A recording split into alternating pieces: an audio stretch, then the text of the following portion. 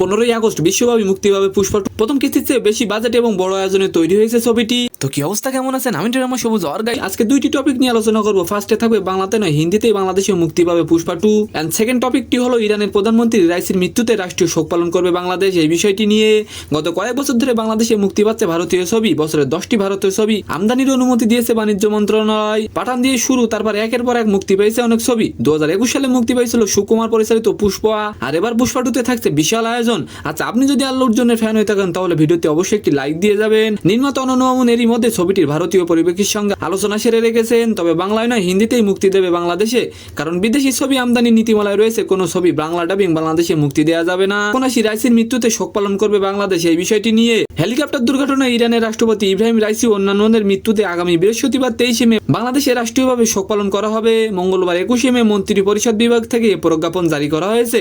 এতে বলা হয় সরকার এই মর্মে সিদ্ধান্ত গ্রহণ করেছে গত 19 মে ইরানের হেলিকপ্টার ঘটনায় রাইসি ও অন্যান্যদের মৃত্যুতে 23 মে রাষ্ট্রীয়ভাবে শোক পালন করবে বাংলাদেশ। তো সম্মানিত দর্শক, আজকের ভিডিওটি কেমন লাগলো অবশ্যই কমেন্ট বক্সে জানাবেন।